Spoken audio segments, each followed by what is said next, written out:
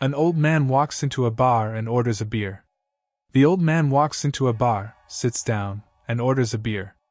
The bartender serves his beer and then asks him, "So what do you do?" The old man replies, "Well, sir, I'm a cowboy." "Well," said the bartender, "what exactly does a cowboy do?" "Well, sir, I work on a ranch all day. I ride horses and herd cattle. I take care of the land and all the animals on the ranch." "That's very interesting," said the bartender. After a while, a beautiful woman walks into the bar, sits down next to the cowboy, and orders a drink. "Well," said the bartender, "what do you do?" With the old man listening in, the woman says, "Well, sir, I'm a lesbian." "Interesting," said the bartender. "What exactly is a lesbian?" "Well, I wake up in the morning thinking about women. I eat breakfast thinking about women. I go through my day thinking about women. I'm constantly thinking about women." "Interesting," says the bartender. Some time passes, and the old man leaves that bar and goes to another bar. He sits down and orders a beer, and the bartender says, "So, sir, what do you do?" The old man looks at him and says, "Well, this morning I was a cowboy, but to tell you the truth, now I think I'm a lesbian." Out on the golf course with his wife, the husband says, "20 years ago I had a brief affair. It meant nothing. I hope you can forgive me." His wife was hurt but said, "Dearest, those days are long gone. What we have now is far more valuable. I forgive you." They embraced and kissed. On the 17th tee, the husband was starting his backswing when the wife blurted out, "I'm sorry, darling. I've been so conscience-stricken since you told me, but since we're being honest with each other, I have something to tell you also. 52 years ago I had a sex change operation. I was a man before I met you. I hope you can forgive me." The husband froze at the top of his backswing, then threw a fit. He slammed the driver into the ground, kicked the ball into the woods, stormed off the tee, pushed the golf cart over on its side, and broke the rest of his clubs one by one, then started on hers. He screamed and ranted, "You liar! You cheat! You despicable deceiver! How could you? I trusted you with all my heart and soul, and all these years you've been playing off the fucking ladies' tees." A hotel guest calls the front desk, and the clerk answers, "May I help you, sir?" The man says, "Yes, I'm in room 858. You need to send someone to my room immediately. I'm having an argument with my wife, and she says she's going to jump out of the window."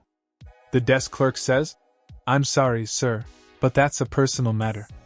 The man replies, "Listen, you idiot. The window won't open, and that's clearly a maintenance issue."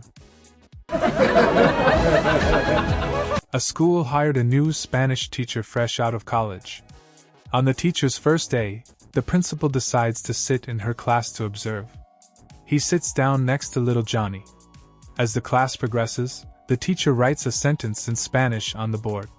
Suddenly, she drops the chalk on the floor and bends down to pick it up. When she straightens back up, she asks the class to translate the sentence she just wrote. Little Johnny raises his hand and says, "If the skirt were a bit shorter, I'd hit it." Naturally flustered, the teacher yells out, "Johnny! That is disgusting and very rude. Get out of my class right now." As little Johnny is packing his things, he hits the principal on the head with his Spanish textbook and says, "And you, mister, if you don't know shit, keep your D-at-mn mouth shut." A girl came skipping home from school one day. "Mommy, mommy," she yelled. "We were counting today, and all the other kids could only count to 4, but I counted to 10. See? 1, 2, 3, 4, 5, 6, 7, 8, 9, 10. "Very good," said her mother.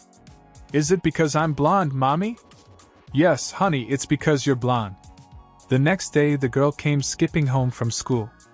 "Mommy, mommy," she yelled. "We were saying the alphabet today, and all the other kids could only say it to D, but I said it to G.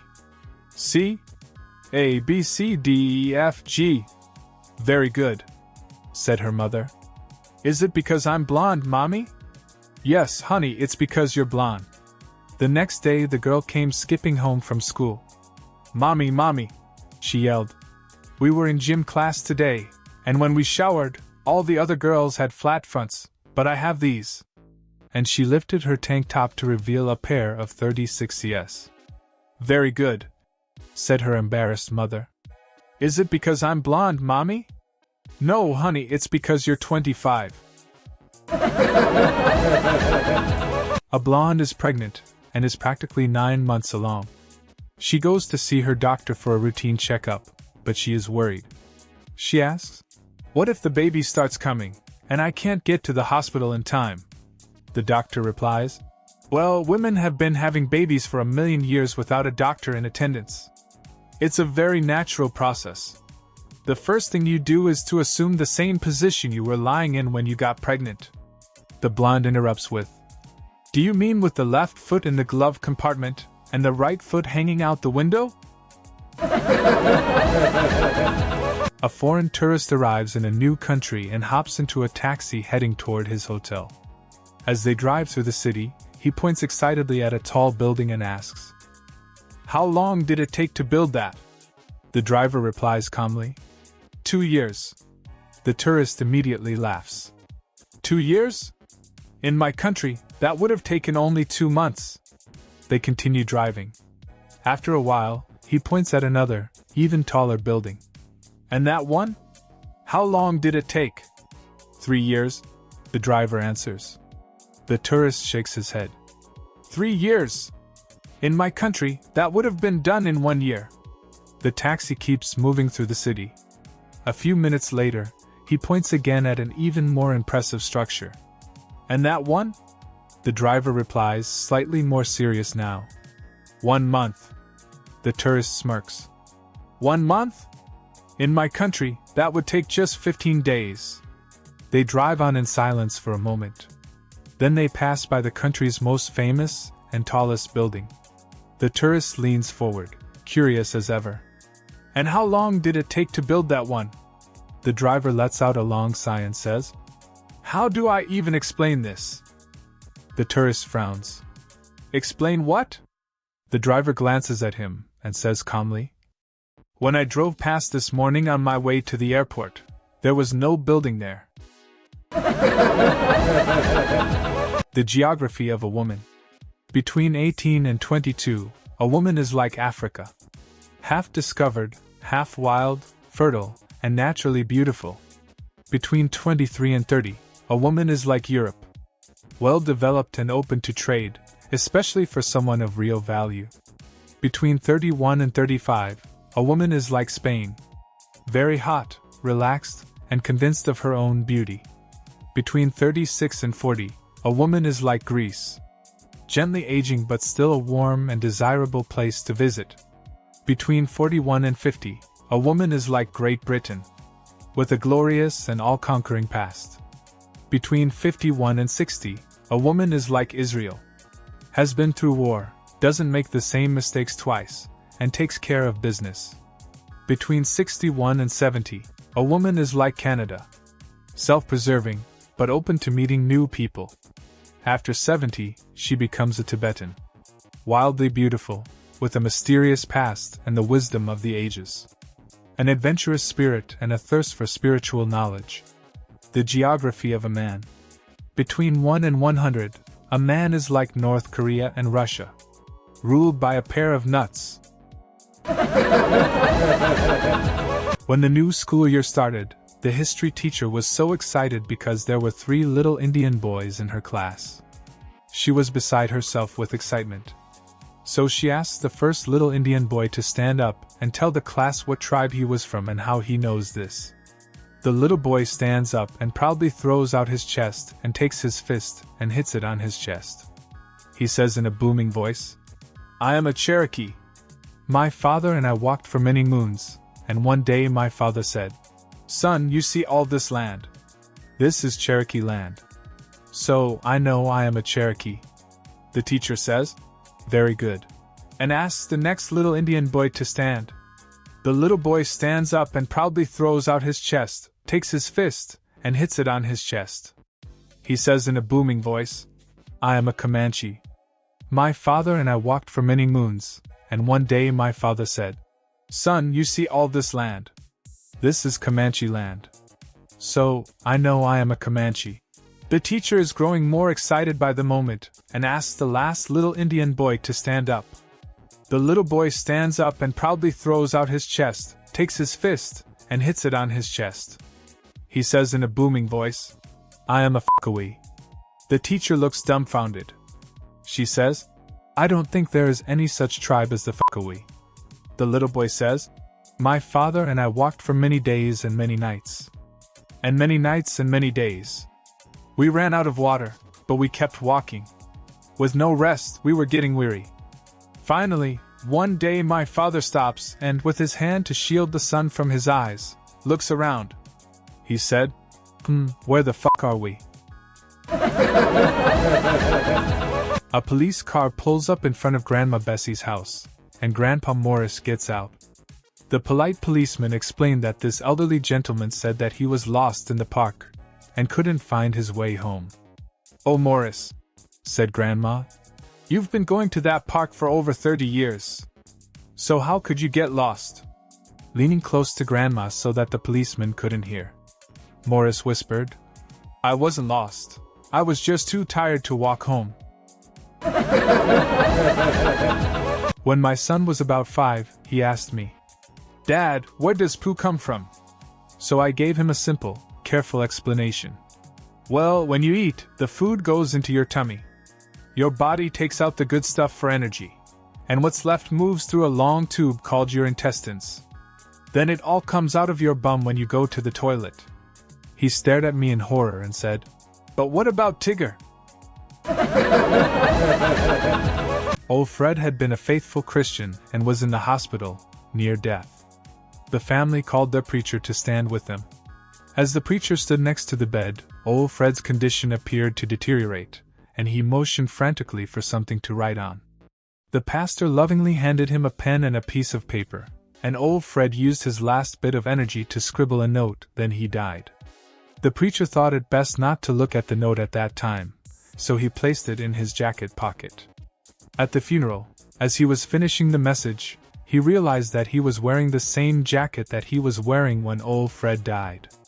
He said, You know, old Fred handed me a note just before he died. I haven't looked at it, but knowing Fred, I'm sure there's a word of inspiration there for us all. He opened the note and read, Hey, you're standing on my oxygen tube. A flight attendant watched as a frustrated passenger struggled to cram his oversized bags into the overhead bin. After a minute of watching the chaos, she calmly said, Sir, I'm sorry, but you'll have to check that bag.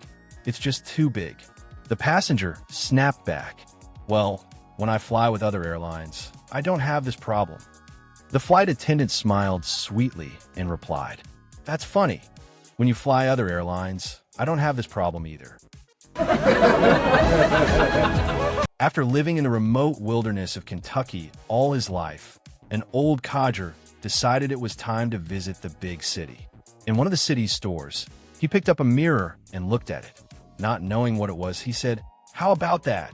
Here's a picture of my daddy. He bought the picture, but on the way home, he remembered that his wife, Lizzie, didn't much like his father. So he hung in the barn, and every morning before leaving for the fields, he would go there and look at it. Her husband's many trips to the barn began to make Lizzie suspicious. One day after her husband left, she searched the barn and found the mirror. As Lizzie looked into the mirror, she fumed. So that's the ugly old bitch he's been running around with. A man comes home to find his wife of 10 years packing her bags. Where are you going? He asks, completely baffled. To Las Vegas, she replies. I heard there are men who will pay me $500 cash to do what I've been doing for you for free. The husband thinks about it for a second, then starts packing his own bags. Where do you think you're going? She yells. I'm coming with you, he says. I want to see how you're going to survive on $1,000 a year. A priest went into a Washington, D.C. barbershop and got his hair cut. He then asked how much he owed the barber. No charge, Father, the barber said. I consider it a service to the Lord. When the barber arrived at his shop the next morning, he found a dozen small prayer booklets on the stoop, along with a thank you note from the priest. A few days later, a police officer came in. "How much do I owe you?" the cop asked after his haircut. "No charge, officer," the barber answered. "I consider it a service to my community." The next morning, the barber found a dozen donuts on the stoop, along with a thank you note from the police officer. A few days after that, a senator walked in for a haircut. "How much do I owe you?" he asked. "No charge," the barber replied. "I consider it a service to my country."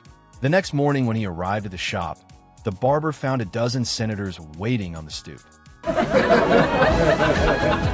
A commercial airline pilot finally ties the knot with his longtime girlfriend, a sharp, no-nonsense air traffic controller known for keeping cool under pressure.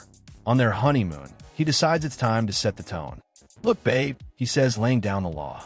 "My job's demanding. I'll land when I land, no questions. I'll sleep when I can, party with the crew when I want, and if a flight delay keeps me overnight, you deal with it. And when I'm home, I expect peace. Understood?" She calmly sips her coffee, nods, and says sweetly, "Totally fair." Then she leans in with a smile.